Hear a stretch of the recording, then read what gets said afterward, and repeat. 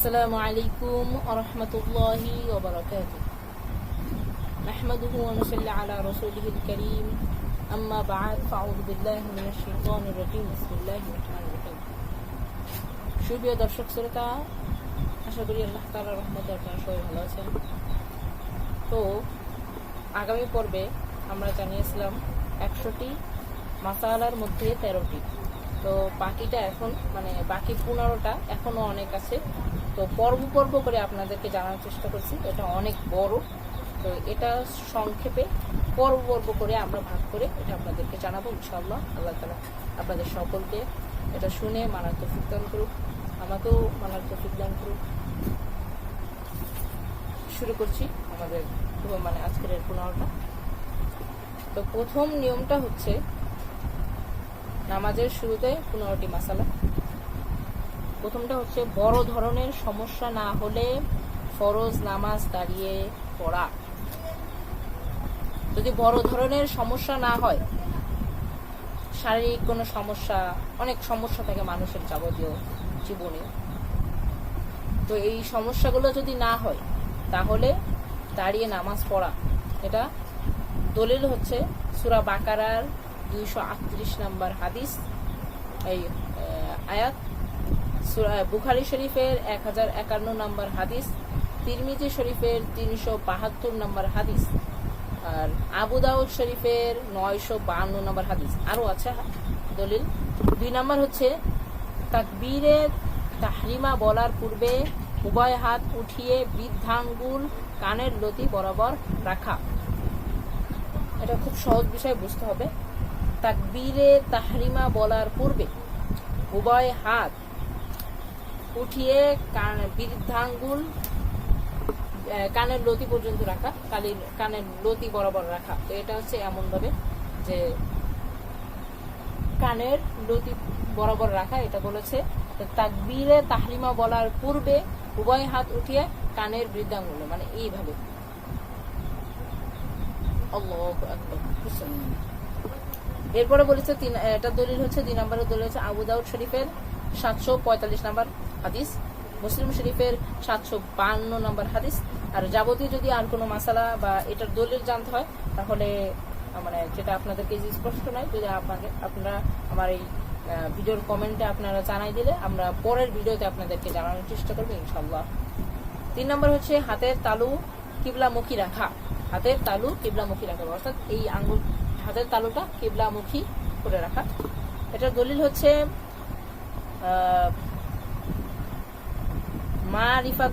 মারিফাতুস সাহাবা।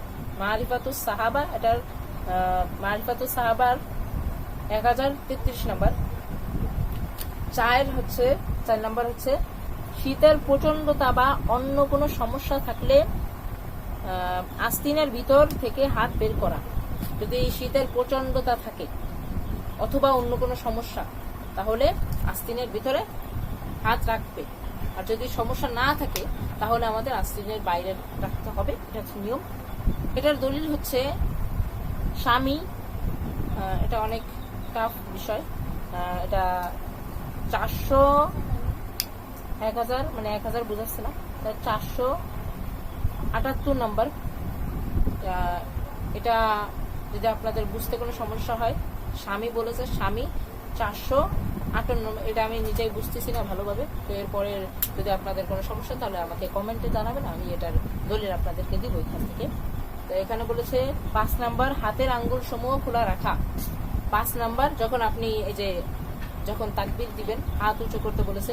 3 নম্বরে হাত উঁচু করে বলেছে।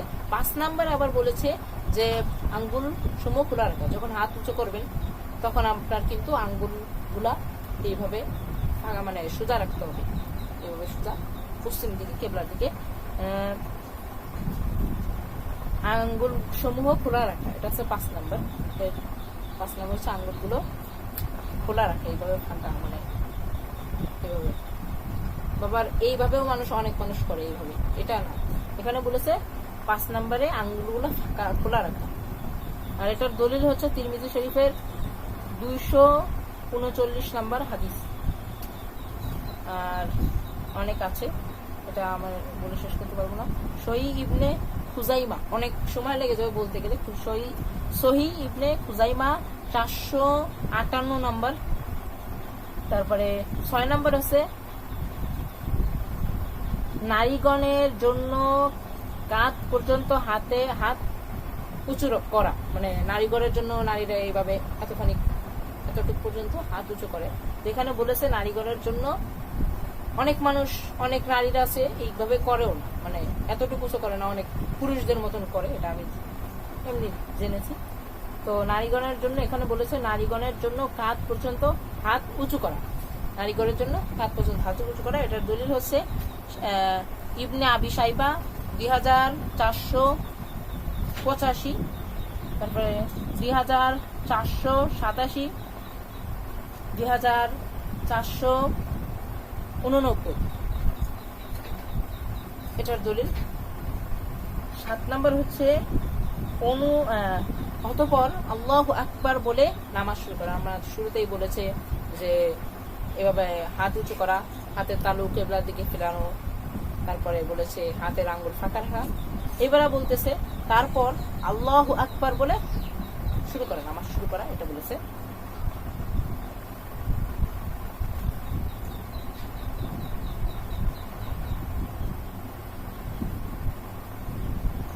এটার দলিল হচ্ছে সূরা আলা 14 নম্বর হাদিস, এই 14 নম্বর সূরা 14 নম্বর আয়াত 15 নম্বর আয়াত, আর তিরমিজি শরীফের 3 নম্বর হাদিস। 8 নম্বরে হচ্ছে তাকবীরে তাহরিমা তেলাওয়াত, তাসবিহ ও দোয়া সমূহ নীরবে পড়ার সকল বিষয় এতটুকু শব্দে পড়া যে নিজের কানে শোনা যায়, অথবা কমপক্ষে জিহ্বা ও ঠোঁট নেড়ে হরফের উচ্চারণ সহি করা হয়। মানে এইভাবে যে আমরা যখন নামাজ পড়ি তখন এত জোরে পড়া না যে মানুষ শোনে, যখন আমরা নামাজ পড়ি অনেক সময় যেটা নিয়ম জোরে পড়ার সেটা আলাদা, আর এটা বলেছে আস্তের কথা, মানে যেটা আস্তে আস্তে পড়বেন যাতে মানুষ শুনতে না পারে। যখন আপনারা একা একা নামাজ পড়বেন তখন এইভাবে সিস্টেমটা করে যে আস্তে আস্তে পড়ি, এটা হচ্ছে নিয়ম। তাকবীরে তাহরিমা, তারপর আমরা যখন তাশাহুদ পড়ি তখন এটা নিয়ম যে আপনারা এমন ভাবে পড়বেন যাতে তাশাহুদটা কানের এখানে আসে, এটা বুঝাইছে যে আপনারা বুঝতে পারেন কানে আসে যে আমি তাশাহুদ করতেছি আর তাহিয়াতু বলতেছি, তো এখানে কানে আসতেছে। তাতে এটাও বুঝাইছে যে এটা যদি না করেন তাহলে এইভাবে পড়তে হবে যে মানে ঠোঁটটা নাড়াইতে হবে, যে আমার স্পষ্টভাবে যে আমার প্রত্যেকটা মানে হরফের উচ্চারণ সহি করা, যে আল্লাহু আকবার, এই যে ঠোঁটটা নড়তেছে এই হিসেবে আমাকে করতে হবে। তো এখানে বলেছে এটার দলিল হচ্ছে বুখারী শরীফের 724 নম্বর। আবার হ্যাঁ, এটাই যথেষ্ট। তো 9 নম্বর হচ্ছে, আপনার যদি সমস্যা আমি আগে বলে দিয়েছি, কমেন্টে জানাবেন। 9 নম্বর হচ্ছে তাকবীরে তাহরিমা ব্যতীত অন্য স্থানে রফুল ইয়াদাইন করা। তাকবীরে তাহরিমা ব্যতীত অন্য কোন স্থানে রফুল ইয়াদাইন করা, এটা কি বলেছে এখানে? তিরমিজি শরীফের এটা দলিল হচ্ছে, মানে এটা আমার একটু ভুল হয়েছে, একটু দেখতে সমস্যা হচ্ছে। তাকবীরে তাহরিমা ব্যতীত অন্য স্থানে রফায়েল ইয়াদাইন না করা, এটার দলিল আছে, করার দলিল নাই, এখানে দলিল নাই, না করার দলিল আছে। দলিলটা হচ্ছে তিরমিজি শরীফের 275 নাম্বার 57 নম্বর হাদিস, নাসাই শরীফের 1029 নম্বর হাদিস, তারপরে আবু দাউদ শরীফে 748 নম্বর, 749 নম্বর, 750 নম্বর হাদিস, এটা দ্বারা প্রমাণিত। আর 10 নম্বরে তাকবীরে তাহরিমা বলতে বলতে হাত নামিয়ে ডান হাতের পাঞ্জা দ্বারা বাম হাতের কবজি ধরা। তাকবীরে তাহরিমা বলতে বলতে হাত নামিয়ে ডান হাতের পাঞ্জা দ্বারা বাম হাতের কবজি ধরা, মানে তাকবীরে তাহরিমা বলতে বলতে, মানে আল্লাহু আকবার এভাবে, মানে এইভাবে বলে না, আল্লাহু আকবার। তাকবীরে তাহরিমা বলতে বলতে হাত নামিয়ে ডান হাতের পাঞ্জা বাম হাতের কবজি ধরা, বাম হাতের পাঞ্জা, বাম এই হাত নামিয়ে ডান হাতের পাঞ্জা দ্বারা বাম হাতের কবজি ধরা, অর্থাৎ এইভাবে আমরা, যেটা আপনার অনেক মানুষ জানে না। এটার দলিল হচ্ছে বুখারী শরীফের দ্বিতীয় খণ্ড, বুখারী শরীফের দ্বিতীয় খণ্ডের 330 নম্বর হাদিস। আর একটা হচ্ছে 11 নম্বর হচ্ছে ডান হাতের পাঞ্জা দ্বারা বাম হাতের কবজি ধরে নাভির নিচে রাখা। তো এটা বুঝাইছে, আমাদের প্রথমেই বুঝাইছে যে ডান হাতের কবজি ধরে নাভির নিচে, এই যে বাম হাতের কবজি ধরে আমরা যে নাভির নিচে দেই, তো এইভাবে নাভির নিচে রাখা। শুরুটা বুঝাইছে যে কিভাবে ধরতে হবে, আর দ্বিতীয়টা বুঝাইছে কোন স্থানে রাখতে হবে, এটা বুঝাইছে। তো এই কোন স্থানে রাখতে হবে এটার দলিল হচ্ছে, এটা হচ্ছে 10 নম্বরের দলিলটা হচ্ছে ইবনে আবি শাইবা 3961 নম্বর হাদিস। আর একটা রয়েছে 3963 নম্বর হাদিস। তারপরে 11 নম্বর, ডান হাতের পাঞ্জা দ্বারা বাম হাতের কবজি ধরে নাভির নিচে রাখা, ডান হাতের পাঞ্জা দ্বারা বাম হাতের কবজি ধরে নাভির নিচে রাখা, অর্থাৎ আপনারা বুঝতেই পেরেছেন। এটার দলিল হচ্ছে আবু দাউদের 765 নম্বর, 56 নম্বর। আর একটা আছে হচ্ছে মুসনাদে আহমদ 775। তো আমার সমস্যা হচ্ছে কারণ আমাদের পাশে কল রয়েছে, যেটার কারণে আমার একটা সাউন্ড হচ্ছে, পাশে খামারও রয়েছে, এজন্য আমার ঘরের পাশে, এর জন্য একটু সমস্যা হচ্ছে আমার সাউন্ডের একটু সমস্যা হচ্ছে। রুমের ভিতর অনেক সমস্যা, কারণ বাইরেতে থেকে আওয়াজটা অনেক ভিতরে চলে আসছে, এজন্য আমার সমস্যাটা হচ্ছে। তো আগামীতে ইনশাল্লাহ ঠিক হয়ে যাবে। ডান হাতের পাঞ্জা দ্বারা বাম হাতের কবজি ধরে নাভির নিচে রাখা, এটা তো আপনাদের বলেছি। তারপরে 12 নম্বর হচ্ছে বৃদ্ধা ও কনিষ্ঠ আঙ্গুল দ্বারা কবজি ধরে অবশিষ্ট 3 আঙ্গুল কবজির উপর রাখা, এইভাবে 3টা আঙ্গুল হচ্ছে উপরে রাখা। এটা আপনাকে জানেন, না জানলে এখন জেনে নেন। 3টা আঙ্গুল উপরে রাখা আর 2টা আঙ্গুল দ্বারা এটাকে ধরা, এটা বুঝাইছে। তো এটার দলিল হচ্ছে স্বামী, এটা আমি একটু কঠিন হচ্ছে, 487। তো এটা আমি, যদি আপনারা কেউ না বুঝেন, আমি ভালো করে বুঝতে পারছি না, আগেই বলেছি আমি কে।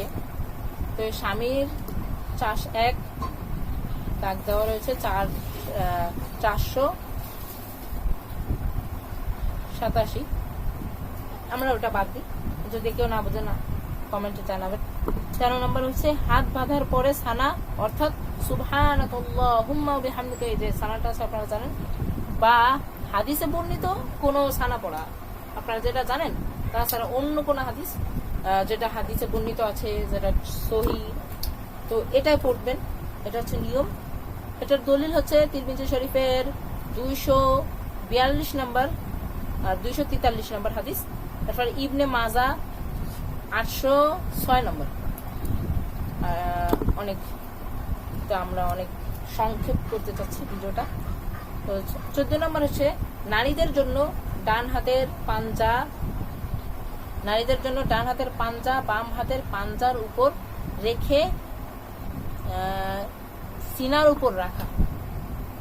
না, আবার বলছি আপনাদের বোঝার জন্য, নারীদের জন্য ডান হাতের পাঞ্জা বাম হাতের পাঞ্জার উপর রেখে সিনার উপর রাখা। নারীদের জন্য ডান হাতের যে পাঞ্জা বাম হাতের পাঞ্জার উপর রাখা, এইভাবে রাখে। এটা তো অনেক নারীরা জানে না, তো এটা তার জানা উচিত। এটার দলিল হচ্ছে আসিয়া 2 নম্বর খণ্ড, পৃষ্ঠা 56, 56 নম্বর পৃষ্ঠা। 15 নম্বর হচ্ছে নামাজে দাঁড়ানো অবস্থায় এদিক ওদিক না তাকিয়ে দৃষ্টি সিজদার স্থানে নিবদ্ধ রাখা। নামাজে দাঁড়ানো অবস্থায় এদিক ওদিক না তাকিয়ে দৃষ্টি সিজদার স্থানে নিবদ্ধ রাখা। এটা আমি অনেক মসজিদে দেখেছি যে অনেক মুরব্বী মানুষ বা অনেক অনেক লোকরা আছে আমার বয়সী বেশি, তাদেরকে দেখেছি, যে ছোটদেরও দেখেছি। ছোটরা জানে না, তো সবাইদেরকে জানা উচিত যে যখন আপনারা নামাজ পড়বেন তখন আপনাদের যে চোখটা এটা যেন এদিকে ওদিকে কোনো দিকে তাকাতাকি না হয়। এটার দলিল হচ্ছে বুখারী শরীফের 715 নম্বর হাদিস দ্বারা, তিরমিজি শরীফের 589 হাদিস দ্বারা। তো এটা দ্বারা প্রমাণিত হয়েছে। আরেকটা বিষয় যে আমাদের সামনে আরো কয়েকটা পর্ব হবে। আল্লাহ তাআলা আমাদেরকে সকলকে এই যে কথাগুলো বললাম এর ভিতরে যা কিছু ভুল আছে সবগুলোকে দূর করে দিয়ে সহিটা এর ভিতর যেগুলো আমাদের ভুল ব্যতীত যেগুলো আছে সেগুলো আমাদের আমল করার তৌফিক দান করুক। আপনাকে আমল করার তৌফিক দান করুক, আমাকে আমল করার তৌফিক দান করুক। এর জন্য আমরা যারা জানি না তাদের জন্য এটা সহজ হবে। এটা যদি আপনারা দেখেন প্রতিনিয়ত এই ভিডিওটা, আমাদের ভিডিওটা প্রতিদিন আসবে না, মাঝে মাঝে, কারণ সব সময় তো দেওয়া সম্ভব হয় না। দেখতেই পারছেন আমাদের কত সমস্যা হয়। এজন্য আল্লাহ তাআলা চাইলে আগামীতে আমরা আবার নিয়ে আসবো এর পরের খণ্ড। এটা 2-3 চ্যাপ্টার হবে, কারণ এটা অনেক বড়, অনেক মাসালা বিষয়টা এখানে জানাচ্ছে, আপনাদেরকে আমি দলিল জানাচ্ছি। এটা অনেক সংক্ষেপ হয়েছে। তো যাই হোক, আল্লাহ তাআলা আমাদের যত ভুল হয়েছে তা আমাদেরকে ক্ষমা করে দিয়ে আমাদেরকে আমল করার তৌফিক দান করুন। আসসালামু আলাইকুম ওয়া রাহমাতুল্লাহি ওয়া বারাকাতুহু। আমার ছোট ভাই ক্যামেরার পিছে আছে, তো সে বলছে যে আমার বইটা আপনাদেরকে শুরুতেই জানিয়েছিলাম, সে তো জানে না, প্রথম ভিডিওতে ছিল না। তো এখানে জানাচ্ছে যে সালাতুন নবী সাল্লাল্লাহু আলাইহি ওয়াসাল্লাম, এটা আপনারা জানেনই, আগের পর্বে দেখিয়ে দিয়েছিলাম। সে অনেক বলছে, এজন্য আপনাদেরকে আবার জানাচ্ছি। তো আশা করি ভিডিওটা ভালো লেগেছে। যদি ভালো লাগে এর পরের ভিডিও, এর আগেও একটা ভিডিও দিয়েছে, আপনারা যারা দেখেননি তারা আগের 13টি বিষয়টা আপনারা জেনে আসবেন। আর শুরুতেই বলে দিয়েছি, যদি আপনাদের কারোর সমস্যা হয় বুঝতে, তাহলে এটা বুঝবেন। যদি না বুঝেন তাহলে আমাকে জানাবেন কমেন্টের মাধ্যমে। আমি অবশ্যই এটাকে আপনাদের জানানোর চেষ্টা করবো, বোঝানোর চেষ্টা করবো। আল্লাহ তাআলা আমাদের সকলকে আমল করার তৌফিক দান করুন। আসসালামু আলাইকুম।